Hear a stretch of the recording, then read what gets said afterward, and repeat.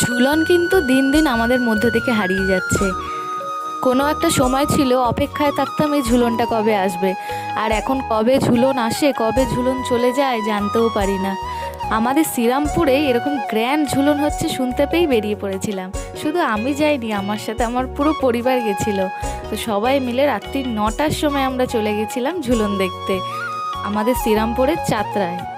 আর সেখানে গিয়ে দেখি সেখানে তো মহা লাইন, প্রচুর মানুষের ভিড়।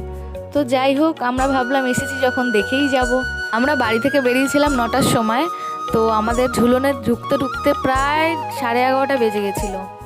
ঝুলন দেখার পর সেই পুরনো স্মৃতিগুলো মনে পড়ছিল। সেই কত রকমের পুতুল কিনতাম, মাঠ বানানোর জন্য শ্যাওলা কুড়িয়ে আনতাম, মায়ের থেকে কাপড় চেয়ে সেটাকে কাদা মাটি মাখিয়ে সেটা দিয়ে পাহাড় বানাতাম, বালি নিয়ে আসতাম, বালি দিয়ে রাস্তা বানাতাম।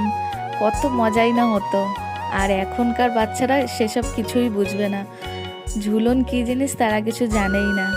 তাই আমিও চেষ্টায় আছি পরের বছর থেকে মেয়েকেও বাড়িতে একটু ঝুলন বানিয়ে দেবো। বেশ ভালো হবে ব্যাপারটা।